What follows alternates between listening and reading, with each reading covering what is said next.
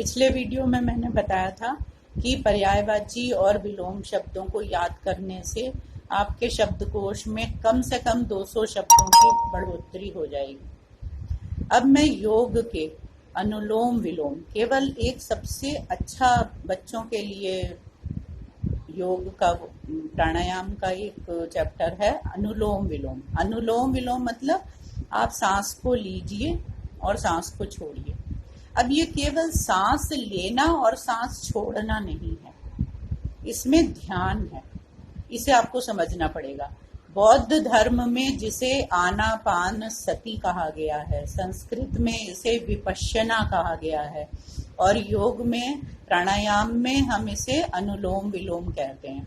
तो जब हम अनुलोम विलोम करते हैं और बच्चों को सिखाते हैं तो उसका मतलब हमें अपनी सांस की जो गति है, मतलब हम कितने सेकंड तक सांस को अंदर ले रहे हैं और कितने सेकंड तक सांस को छोड़ रहे हैं, उसके ऊपर हमें अधिकार करना है।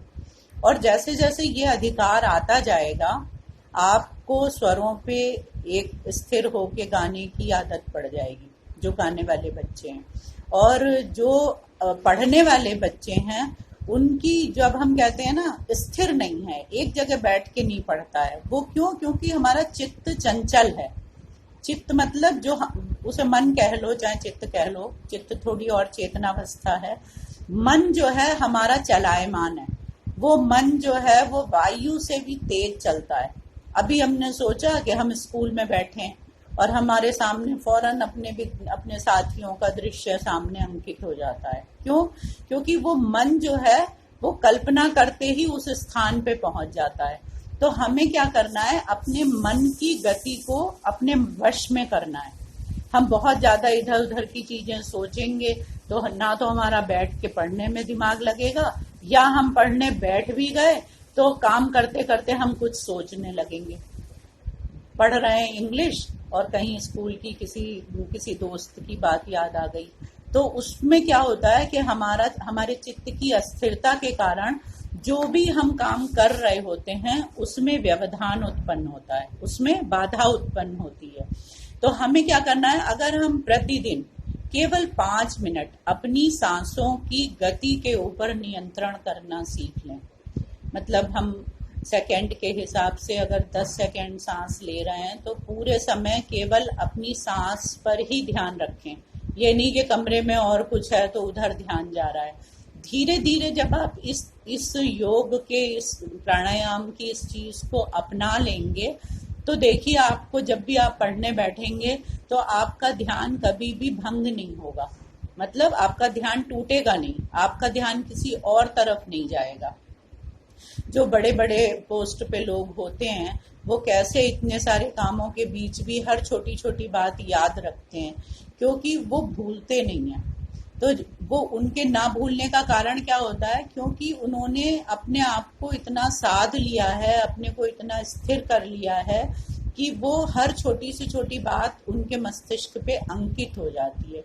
और वो चीज अगर आपने आज याद की है तो आपको आज से 50 साल बाद भी याद आ जाएगी कि हाँ ये हमने पढ़ा था, ये याद किया था।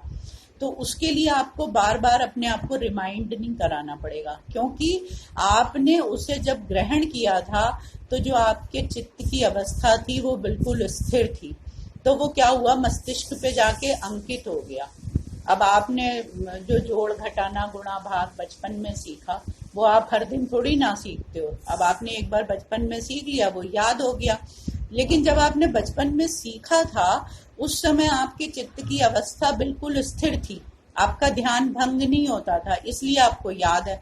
लेकिन अभी क्लास में 2 महीने पहले क्या पढ़ाया गया वो इसलिए याद नहीं रहता क्योंकि जब हम पढ़ते हैं उस समय तो हमने धारण कर लिया, लेकिन जैसे ही उस चीज का यूनिट टेस्ट हुआ वो दिमाग से भी आउट हो गया।